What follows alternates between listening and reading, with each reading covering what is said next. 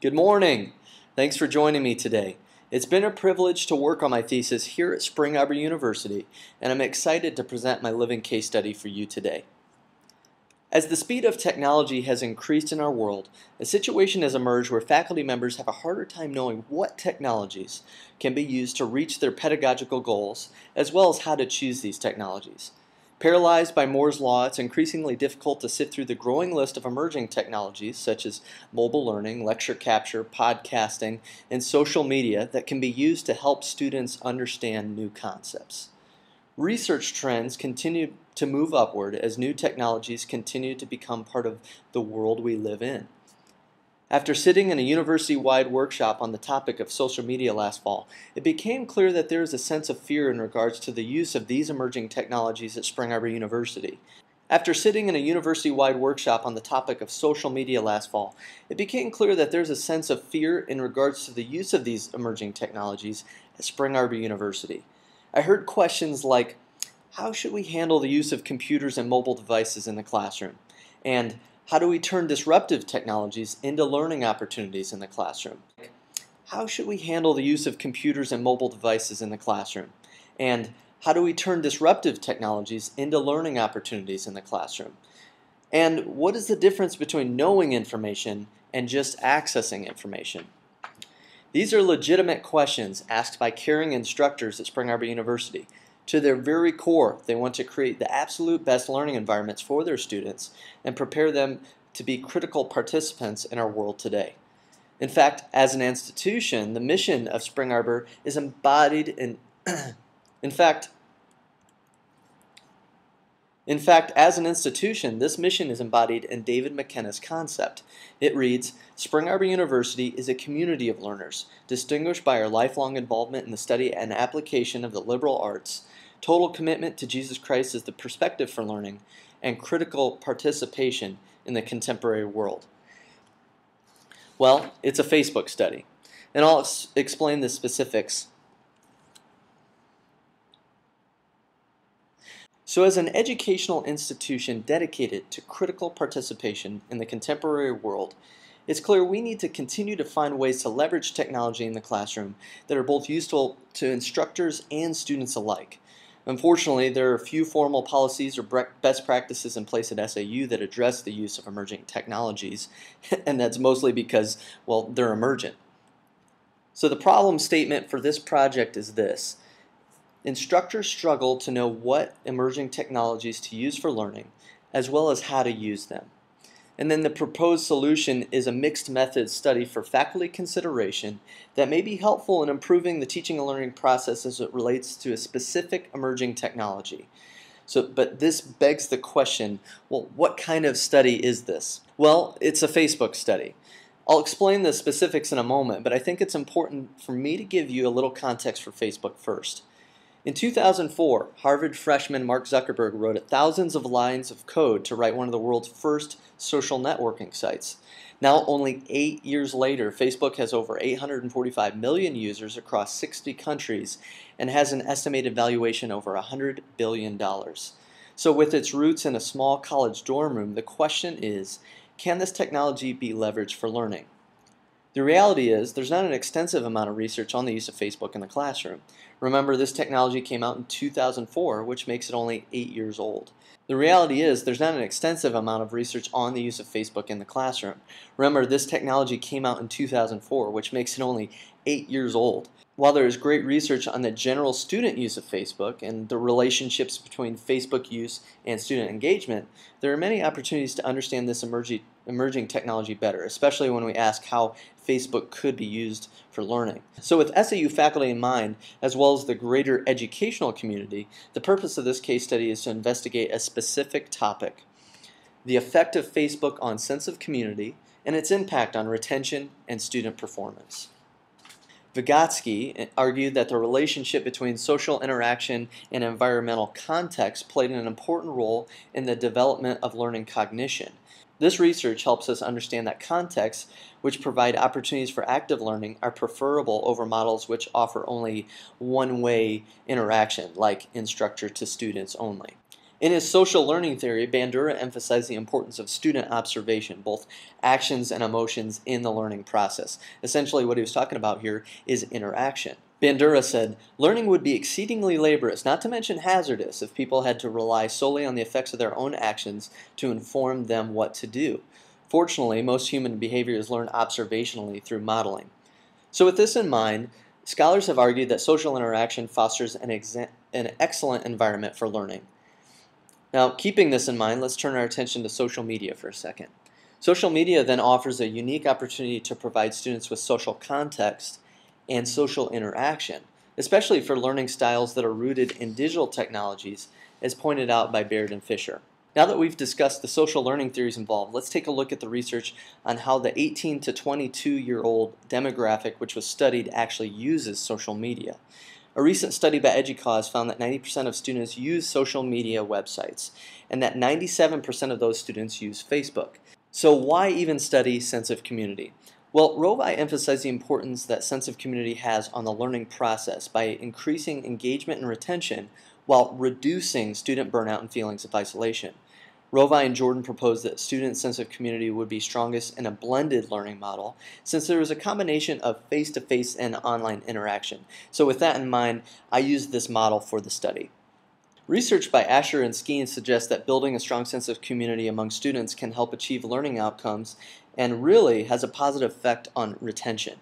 Tinto supported this perspective and added that a strong sense of classroom community increased student satisfaction and overall student persistence throughout their entire college program. So the effect here is not just in one course, it continues on throughout the student's program. And we can all agree that enrolling students is only part of the equation. It's also important to retain them, both from a business, university-wide perspective, as well as transformational individual student perspectives. Measuring student performance through grades might be one of the most tangible ways for us to measure student success in the classroom. However, research shows mixed reviews on the relationship between time spent on Facebook and student performance, as you might imagine. Junko found that there was a negative correlation between time spent on Facebook and overall student GPA, which was in conflict with Aston's model of time and task, as well as Chickering and Gamison's 7 principles for good practice in undergraduate education, which also emphasizes time on task. So I think really the question here is, can Facebook be used to encourage time on task? I'll talk about the methodology in a moment, but first let's take a look at the research questions that helped to guide this study. Question 1. Is there a greater sense of community in an undergraduate blended finance course when students use the Facebook Groups tool? Question 2. What is the impact of the Facebook Groups tool on retention in an undergraduate blended finance course? Question 3. What is the impact of the Facebook Groups tool on student performance, that is grades, in an undergraduate blended finance course? And finally, question 4. If there was a measurable increase in the student's sense of classroom community, retention, and/or student performance through the use of Facebook, what specific factors help facilitate these increases? This case study utilizes both quantitative study as well as qualitative methods defined as mixed methods. Cresswell and Clark explain that mixed methods have been utilized in tandem in order to strengthen a study and then provide more practical conclusions for the host organization. So that's why I used it. In order to measure the effect that Facebook had on sense of community and its impact on retention and student performance, students from 2 sections of Finance 362 participated in the study and were compared to one another. Section 1 was the baseline control group, which had no Facebook intervention and was conducted normally. Section 2 then was the experimental group, which hosted the Facebook group used by students who volunteered for the study. The association of Facebook to a specific section was just chosen by random by flipping a coin. This course was offered in a blended format, offering students in both sections face-to-face interaction for 90 minutes twice per week, as well as online access to course materials in Blackboard's learning management system. Blackboard 9.1 was only used to distribute course materials to students in both sections. The materials included things like syllabi, problem worksheets, Excel worksheets, finance ratios, PowerPoint presentations as used in class, and course videos. All course materials that were made available in Blackboard were also handed out on paper in class. Students did not use Blackboard for peer interaction such as discussion boards or wikis. So essentially, Blackboard was intended as a repository for the course materials only. In the experimental group, which was Section 2, the Facebook Groups tool was used as an online gathering space primarily used for asynchronous student-to-student, instructor-to-student, and then student-to-content interaction. And this group was made closed, allowing only students from Section 2 to join the group. Before students were invited to participate, the Facebook Groups tool was branded specifically to the course, and you can see the icon there. It included the course logo, pictures where class was actually being held, Creative Commons finance-related imagery, a faculty biography, faculty contact information, as well as a welcome from the instructor and the TA, which was myself. The goal was to fill the page with content to give students the sense that they could actively participate and engage with the content as soon as they joined the group. I administered the Facebook group page as a TA for the course to make sure that the faculty member had no additional work outside of class. However, the instructor was encouraged to participate in the Facebook group conversation when he had time. The Facebook group was updated 1 to 2 times per week and populated with content by the TA as recommended by the instructor. Most importantly, any pictures, video links, or other course materials taken in class were uploaded and shared with the Facebook group within 15 minutes after the completion of class. When it gets down to it, many of the materials that were provided on the Facebook groups page came directly from the Blackboard course shell, which the students in both sections already had access to. These course materials were simply recycled by downloading the content from the Blackboard course shell, then made available in the Facebook group by re-uploading them into the groups page where they were needed. These were PowerPoint slides, problem sets, formulas, announcements, etc. However, as I'll discuss more later, as I'll talk more about later, one of the most used features of the Facebook group was where I would take pictures of the instructor's notes either on the whiteboard or on a legal pad and then upload them into the Facebook group page. So essentially what I was doing here is taking a picture with my phone during class and then posting them into the Facebook group afterwards. So throughout the semester I ended up posting a total of 16 times. Traditional undergraduate students attending a small Christian liberal arts four-year university in the Midwest participated in this study. 36 students participated in the study, 13 of which were female and 23 were male. The course chosen was Finance 362, also called Principles of Finance, taught during the fall semester of 2011. Ultimately, the sample was chosen because of the similarities between the two sections being studied, because they included the same instructor, same course content, course objectives, and learning outcomes. These similarities were instrumental in reducing the variables and ultimately valuable in making positive correlations with the quantitative and qualitative data that was gathered. Data was collected to measure 3 independent variables. Rovai's Classroom Community Scale, also called the CCS, was used to gather data on the sense of classroom community. The CCS scale reports on 3 major areas, which were overall CCS raw score, CCS subscale on connectedness, and then CCS subscale on learning.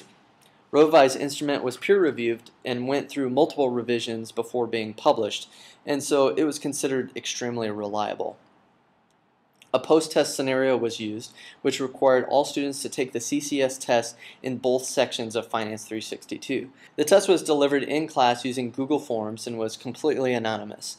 To measure student retention, enrollment was recorded on the first day of class, which was September 8, 2011, and then on the last day of class, which was December 16, 2011. Retention was measured simply by comparing the drop rate of one section of Finance 362 to the drop rate in the other section. Student performance was measured by recording class grade averages at midterms and finals, then comparing the averages to one another to determine if there was a significant difference between the two sections. After the course was completed, qualitative methods were used to help interpret the gathered data. So one-on-one interviews were conducted with students from the Facebook group, and the students that participated were offered a $10 iTunes gift card. The interviews were very insightful and highlighted how the students used the Facebook group, so I'm going to speak more to this later on. Data analysis was reported in 4 parts, including 3 independent variables I mentioned before: sense of community, retention, and student performance, as well as the qualitative data obtained through the student interviews after the course was complete. For classroom community, a t-test and one-way ANOVA was used in both sections in order to determine if there's a significant statistical difference between the Facebook group and the non-Facebook group, or section 1 and 2. A level of 0.05 was used to determine whether there was a significant difference between the two sections. Retention then was measured by drop rate. To determine the drop rate, the number of students enrolled at the start of a class was divided by the number of students that completed the course. This was calculated in both sections, which produced a drop rate percentage for each section of Finance 362. Descriptive statistics were used to determine student performance. So at the end of the semester, the instructor provided the student grades to me in Excel, and I averaged them and did a one-way ANOVA to determine if the grade averages in Section 2 were statistically higher than in Section 1. In order to analyze the qualitative data, basic content analysis was used to evaluate the major themes that emerged from the student interviews. The interviews were recorded, then transcribed by hand using Microsoft Word. Then the Word documents were coded for keywords and phrases that were repeated throughout the 3 interviews in an effort to interpret the results. So now let's talk about the fun part, the findings. I'll report the findings based on variables, so let's start with sense of community. Question 1, was there a greater sense of community in an undergraduate blended finance course when students used the Facebook Groups tool? Well, yes and no. A t-test found that there was no significant difference between sections 1 and 2 for the sense of classroom community. In order to expand the findings, a one-way ANOVA was used to analyze the data further. However, again, the analysis found no significant difference between Section 1 and Section 2. So I took it one step further. A one-way ANOVA was used to compare student responses on each CCS question.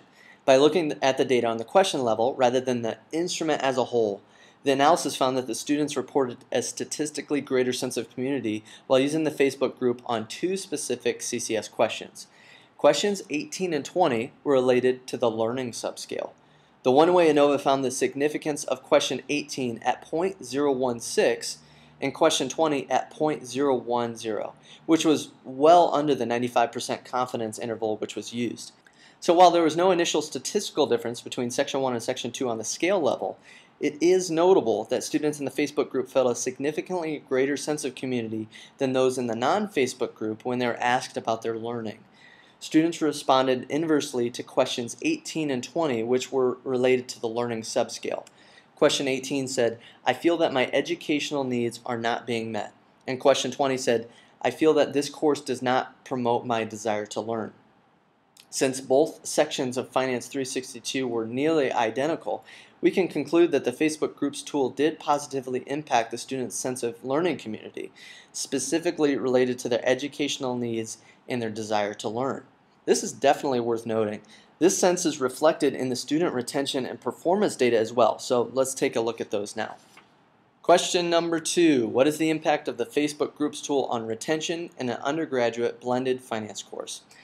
The drop rate was varied in each section of Finance 362. Section 1 began with 14 students, ended with 13, which means 1 student dropped out during the course. On the other hand, Section 2 began with 21 students and ended with 22, which means 1 student was added to the course after the start date, but before it was complete. Section 1 had a drop rate of 7%, while Section 2 had a drop rate of -5%. That is, they added a student. This means there was a drop rate range of 12% between the 2 sections. It's important to note that this study cannot correlate student retention directly to the use of Facebook in this class. This is simply an observation. However, 2 things can be concluded regarding the student retention for this study. First, the Facebook Groups tool in Section 2 had a higher retention than the non-Facebook group in Section 1. In fact, between the 2 sections of Finance 362, Section 2 was the only section to actually increase enrollment during the semester. Second, the Facebook group did have a significant impact on the sense of community, specifically when students were asked about their educational needs being met, as well as when they were asked about their promotion of the desire to learn. And this fact is important to consider in light of the research we looked at before by Asher and Skeens, Tinto, Rovai, and Rovai and Jordan, which all conclude that classroom community can have a direct impact on student retention as well as ongoing persistence, that is, getting them to graduation. So let's put this in financial terms. The benefit of retaining 1 student can be calculated by multiplying the number of credits in a typical undergraduate course by the cost per credit hour. So the calculation follows 3 credits times $540 per credit hour equals $1,620 in opportunity costs. Since Section 2 gained 1 student during this semester, the revenues retained is equal to $1,620. And then on the other hand, since Section 1 lost 1 student during the semester, the opportunity cost was $1,620. Question 3. What is the impact of the Facebook Groups tool on student performance, that is grades, in an undergraduate blended finance course? A one-way ANOVA was used to determine if there's a significant difference between student performance, that is grade averages, in Section 1 and Section 2. Results showed that there was no statistical difference between the Facebook and non-Facebook groups. However, the Facebook group did in fact produce higher overall grade averages both at midterms and at finals. At midterm, Section 1 had an average grade of 91.5%, while Section 2 had an average grade of 92.5%. At finals, Section 1 had an average grade of 90.5, while Section 2 had an average grade of 94.7. So at the end of the semester, both sections performed really well. The class grade averages were above 90% both at midterms and finals. However, students in the Facebook group did in fact perform better than the section without Facebook. And one really interesting thing we found going over the historical grades data was that the Facebook group, Section 2, had the highest overall class grade average both at midterms and finals than any other Finance 362 course that he's taught. And he's been teaching this course since 1989, so that's pretty remarkable. And finally, research question number 4. If there was a measurable increase in the student's sense of classroom community, retention, and/or student performance through the use of Facebook groups, what factors help facilitate these increases? As I mentioned earlier, the student interviews gave a lot of insight into how the Facebook group was used. 4 basic themes emerged after performing content analysis on the student interviews, and the first was a theme consisting of the idea that Facebook provided the benefits of, quote, notifications and easy access.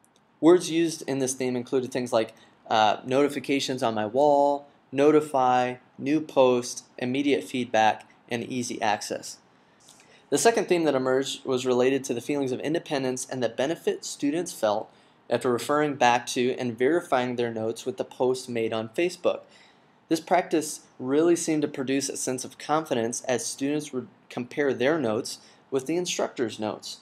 Words in this theme included reinforce, go back, original, repetition, second source, helpful, confidence, check my work, double check, and look back. This theme was used more than any other, which was 25 times. The third theme was the student perception of intimidation that goes with asking questions in class versus asking questions on the Facebook group wall. All the students that were interviewed noted that asking questions in Facebook was much less intimidating than the face-to-face environment, and they used words like asking questions, reassurance, others may have a helpful hint, less intimidating, and everyone can get the answer. This theme was used 12 times. And finally, the last theme had to do with perceived benefits of images in the Facebook group, and included words like picture media, media source, video, visual person, visual copy, repetition, and easier to remember. This theme was used 8 times. Interestingly, one thing that jumped out to me was that all the students seemed indifferent to the notion that Facebook might actually have a positive impact on their grade. One student mentioned, yeah, it helped me to study, but did it necessarily help our grade? Maybe, maybe not. Another student mentioned, I can't say I would have gotten a worse grade if I didn't have it, but it did definitely help me to understand the concepts. These are very interesting comments, especially considering that Section 2 did perform better than the non-Facebook group in Section 1. So what factors influence their performance? Well, as I mentioned before, receiving immediate feedback was a popular theme among students in the Facebook group.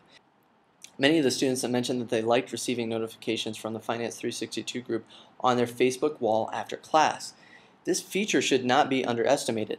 It seems that the ease of access that students experience by retrieving course materials using their Facebook walls made them much more likely to engage the course content than when it was in Blackboard. Again, the students in both sections had access to all the course materials in Blackboard during the entire semester. One student noted, I think notifications were most beneficial for me. Within a half an hour to an hour, you're going to, regardless of the time of the day, get a response if it's acceptable to respond. Even if it's just, hey, yeah, I've been thinking about that one too. It's helpful to respond even if you don't have the full answer. One of the practices I got in the habit of was posting all the relevant materials that the instructor wanted into the Facebook group within 15 minutes after the completion of class. So by adding the instructor's notes within a few minutes after class, it gave the students the sense that the Facebook group was a good place for interaction, a good place for questions, and that responding was a priority both for the instructor and then other students that were in the class. Another theme that emerged was the student perception of asking questions in the Facebook group versus asking questions in the face-to-face environment. One student said, "Sometimes it's not easy to ask a question in class. If I email the professor and ask him something, then no one else knows that I've asked the question. But if it's on Facebook, the question is out there for everyone to see, and everyone can get that answer." A third theme that emerged was focused on the visual nature of the notes provided in the Facebook group. This was one area where a student mentioned that the Facebook group was especially helpful. She said, "I think the pictures of the notes were my thing because I'm a visual person. If you explain something to me and I have to go do it, I'll fail 5 times. But if you show me, then I have to go and do it, it's a lot easier." At the end of the course, really the most popular theme among students was that they used the Facebook group primarily to go back and check their notes with the instructor's notes. And remember, all I was doing here was taking pictures of the instructor's notes with my phone. Either they were on the whiteboard or on a legal pad. But it seemed to give the students a sense of confidence knowing they could go back and check the learning materials later on Facebook. One student discussed how he used the tool saying, "I used it as a referral tool, like if the group I was studying with had questions, I would refer to my notes and then the notes I had seen on Facebook. It really helped me to study." So probably one of the most interesting comments came from a student who said that having the Facebook group actually made him more attentive. Yeah, that's right, more attentive in class. He said, and I quote, "While you're writing in class, it's hard to listen, and you have to decide if you want to listen more and write less, or vice versa. So with Facebook being an option, you can focus more on listening in the class and gather your notes later. Subconsciously, I believe I wasn't so rushed in class because I knew I had something to compare and look back on." That's incredible. When students knew they had access to notes they could refer back to in Facebook, they took time to listen in class. This helped them to focus better in the classroom, and it gave them the opportunity to engage with the instructor, the learning content, and other students outside of class. All right, now let's talk about limitations. One of the major limitations of this study is the size of the sample study, which was 36. This makes it difficult to make direct correlations between Facebook use, retention, and student performance, and this is especially true because of the difference in the section sizes that were studied. Section 1 had 14 students, Section 2 had 22.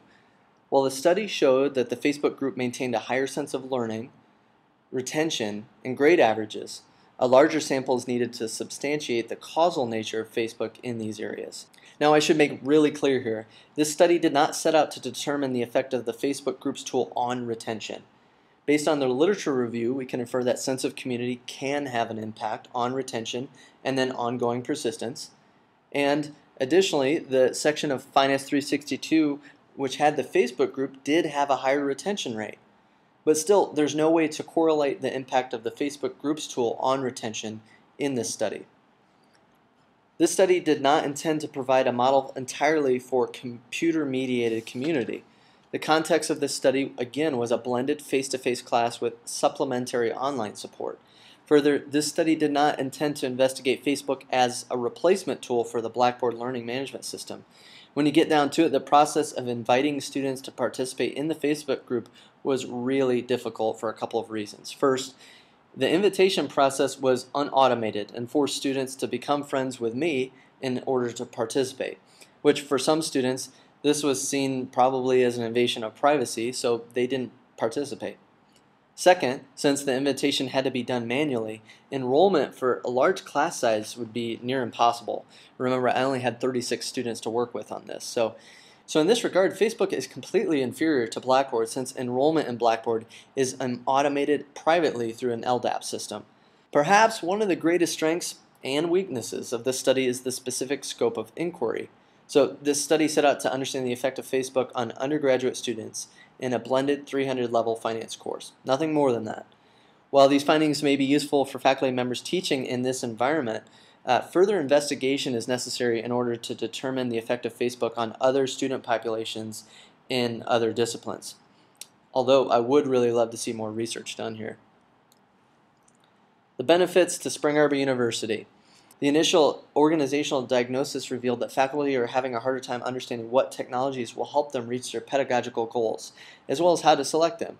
This study exemplified the evaluation of specific classroom needs and learning outcomes, and then the use of an emerging technology, Facebook groups, in a face-to-face class environment, and then provided qualitative and quantitative data to support the use of this emerging technology. By studying two relatively similar courses, I was able to evaluate the effect of Facebook on classroom community as well as its impact on retention and student performance.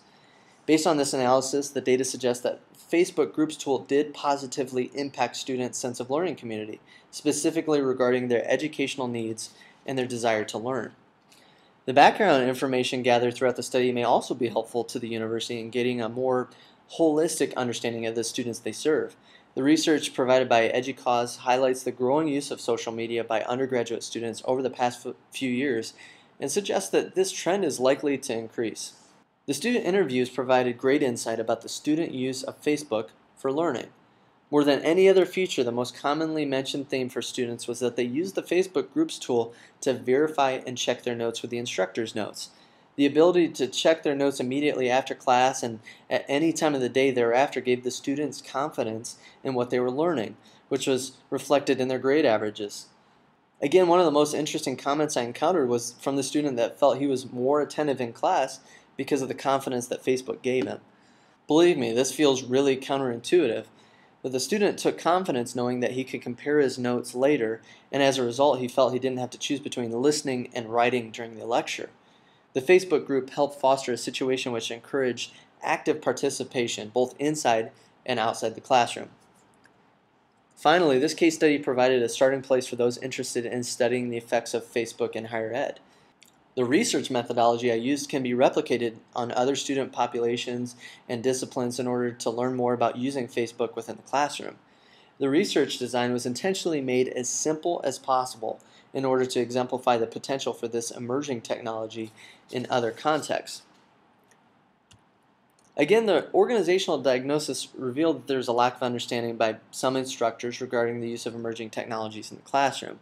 This is a healthy fear and one that should be applied to any technology before it's used in the classroom.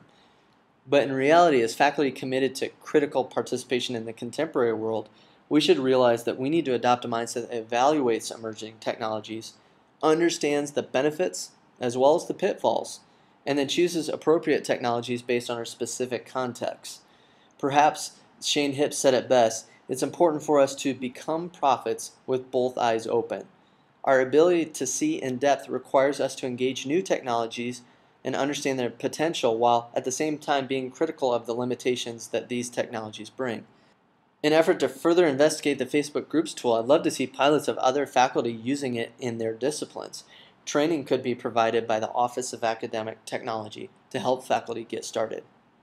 As I conclude, one of the obvious lessons learned throughout the semester is an understanding of one way to use an emerging technology, that is Facebook, in the classroom environment. Again, from the start, my goal was to present a mixed method study for faculty consideration that might be helpful in improving the teaching and learning process as it relates to a specific emerging technology. Was Facebook a perfect fit?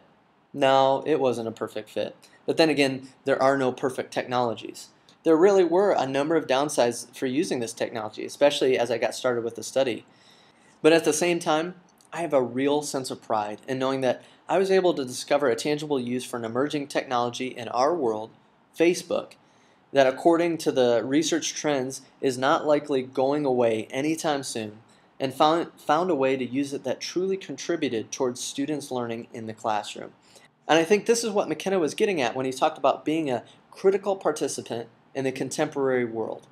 So in the words of Solomon in Proverbs 1:5, let us continually listen and add to our learning. And let us have guidance as we continue to find ways to help students in their understanding. And finally, let us exemplify the appropriate uses of technology in our world today. Thank you.